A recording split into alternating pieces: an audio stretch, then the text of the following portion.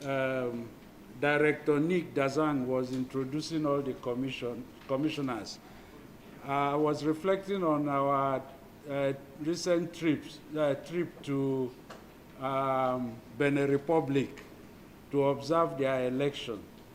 And when they presented the result of that election, at the end, I think I was discussing with Commissioner Ogumola about the stark difference between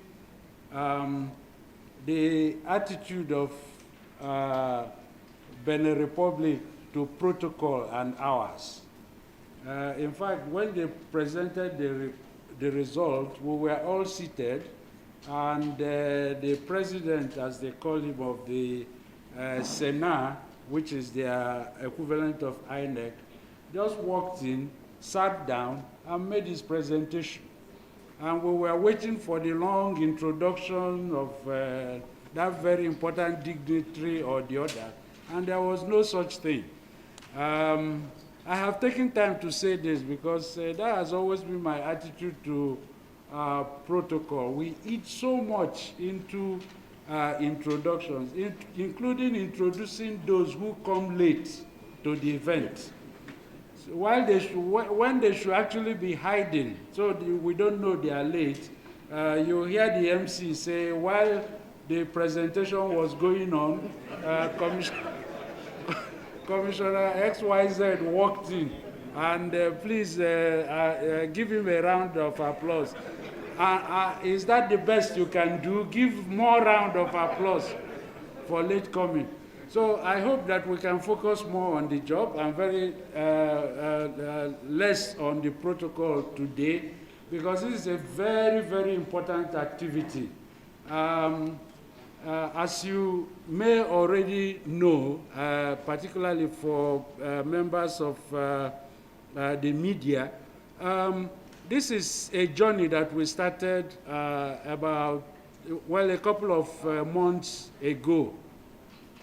As Nick Dazan said, for a very long time, the availability and access of polling units to voters in Nigeria has been dwindling.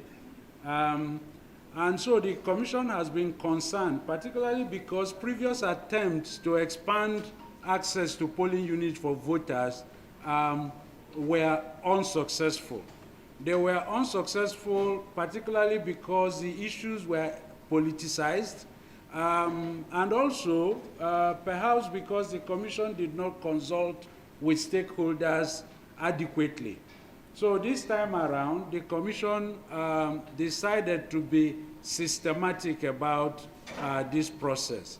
So it began by producing a detailed expose of the challenges of voter access to polling units in Nigeria through a document, the State of Voter Access to Polling Units in Nigeria.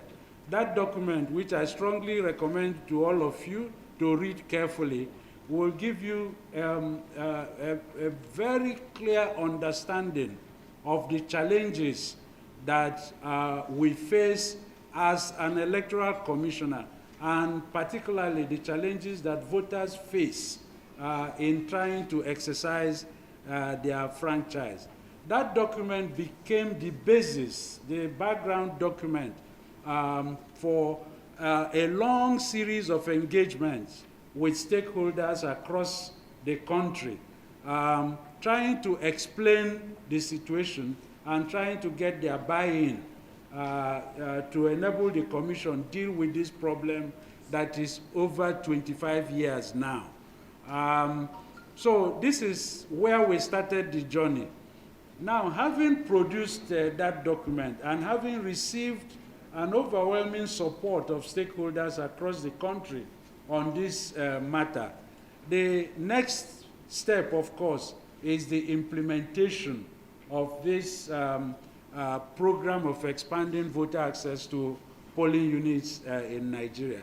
To kickstart this, the Commission again issued a series of guidelines. As you will agree with me, the devil is usually in the details when it comes to implementation. The Commission is extremely desirous of ensuring that clear procedures are followed, objective and measurable procedures are followed, and all the technical details required to ensure that this exercise comes to proper fruition, were put in place in these guidelines. I'm sure somewhere in your documentation you have the guidelines, which again I think you should study carefully and ensure that you follow the guidelines to the letter. I will come back to the question of procedure, but let me say that if you're going to get this right and get the guidelines properly followed, training is of the essence.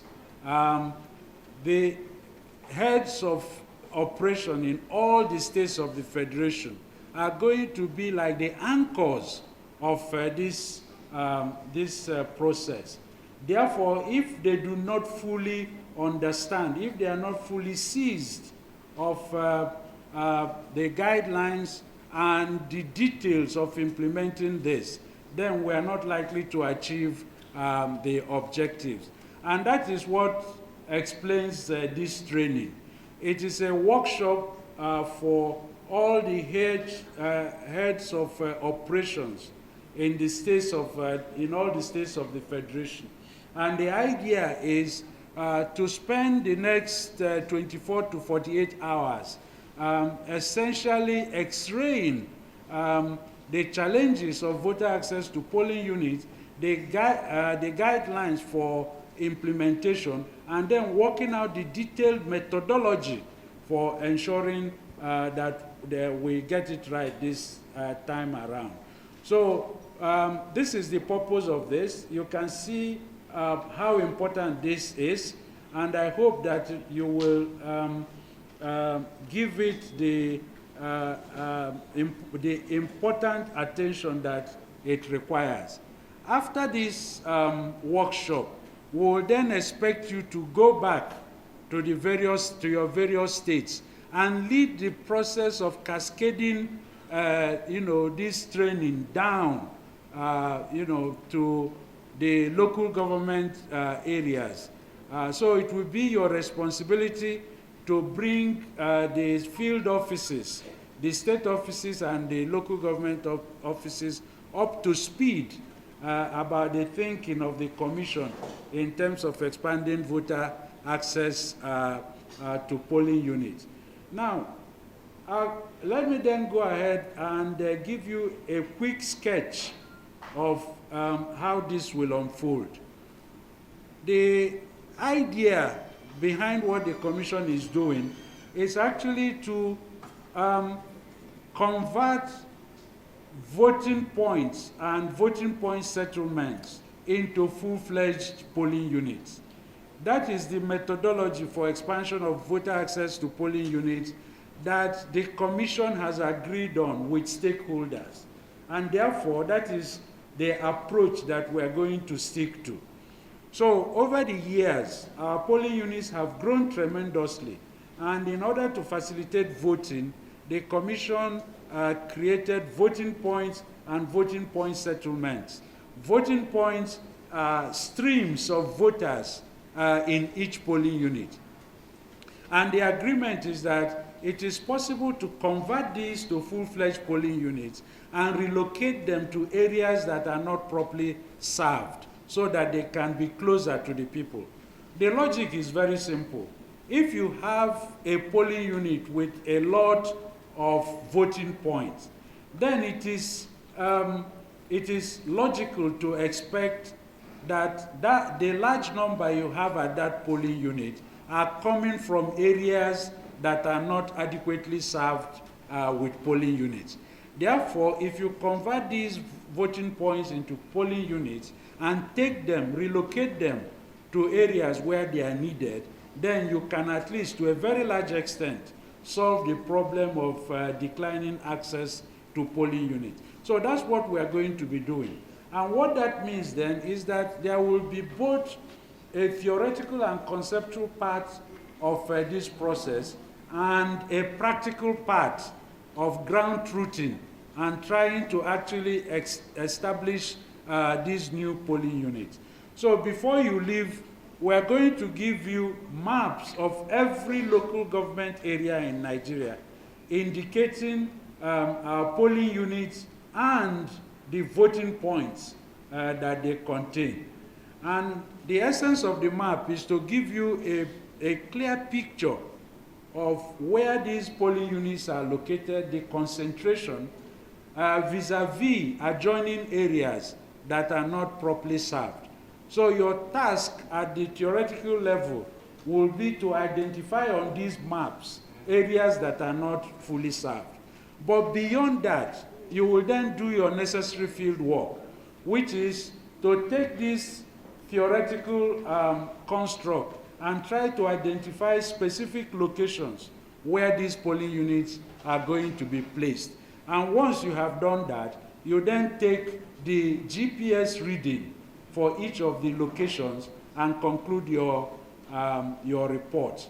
At the end of the reports, the national commissioners will lead teams to each state to try and verify the work that you have done. So this is how it's going to unfold, and then after that, we hope to conclude the whole process early enough to commence continuous voter registration on the 28th of June of this year. So this is basically the broad background to what we're going to do in the next 24 to 48 hours.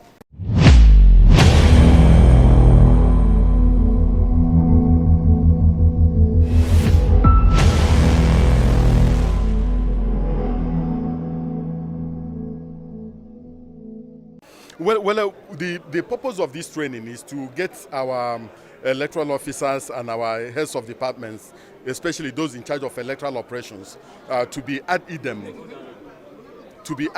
with the commission in relation to this expansion of polling units. This is because these are people who are on the ground, and we have produced the maps of all the local governments in Nigeria with all the polling units, with all the voting points, and with all the voting point settlements. So we want to train them so that when they go back in terms of ground truthing, they will understand what the issues are. They will also understand the location of the polling units. They will understand the philosophy behind the relocation of some of these voting points and their conversion into polling units. So we are now moving to the states. We finished the theoretical issues. We finished all the stakeholder consultations. So we are now at the stage of implementation. So then we go back, implement the philosophy behind this expansion of polling units, and then make it a reality. So that's the purpose of this workshop. So upon implementation, yes, how does this address the challenges, apart from the specific challenge of polling unit access that the director spoke about? Yes. Other challenges that we experience during election that impact negatively on the outcome of election, how will this address it? You can see that we are not doing continuous voters registration at the moment. This is because we have agreed, and Nigerians have agreed and accepted the fact that our polling units are, one, overcrowded, and that our polling units do not make for better electoral services, and that our polling units, because of their own configuration, sometimes is prone to violence. So what we have done and what we are doing at present is that all the polling units that have voting points, we want to locate them. When we locate all these polling units with voting points, we now check for underserved or unserved areas and where to move these polling newly created polling units to. And then we will also make sure that in moving these polling units, we move the polling units to public places, especially to schools, courts, maybe hospitals and public places. And that polling units that are in shrines, polling units that are in private residence, polling units that are inaccessible, we move these polling units to better locations. So the end product is that when we start the continuous voters registration, new registrants, we have new polling units that are accessible and new polling units that are closer to their locations for them to register. So we believe that where we have a lower threshold of 750 and an upper threshold of 1,000, when we break these polling units, on election day, people will not spend too much time at the polling units. On election day, we are going to have social distancing at the level of the polling units. Our presiding officers and assistant presiding officers are going to have very good locations where they can set up, and the security agencies can also properly manage these locations, and then we are going to have very, very good elections. So the end product is that we want a situation where people will go to the polling units on election day and not suffer, where people will go to the polling units on election day and have a very good voting experience, and where our presiding officers, assistant presiding officers, including observers and security agencies, we have very good and spacious places to conduct their business. So that's the end product of all these things, and we are moving very, very fast, and we intend to complete this process as quickly as possible. And lastly from me too, Yes. I'd like to know, what is the Commission thinking about the possibility of having any registered voter cast his or her vote during presidential election, irrespective of where you register? No, as at now, that will be difficult. It's a project that the Commission is working on, but given the state of the law as of today, you have to vote where you register. So we are moving fast, and we want to introduce electronic voting machines, especially in our elections. We are confident that by the time we get to Ekiti and Osun governorship elections, we will have finished all the mechanics and procurement issues around procuring electronic voting machines, and then amend the law to conform to what we are doing. So the issue of people voting from the comfort of their rooms or voting from any location is a project that the Commission is working on, and at the appropriate time, the Commission will unveil what it is doing. But for the 2023 elections, we are sure that people are going to vote in places where they register. Yes.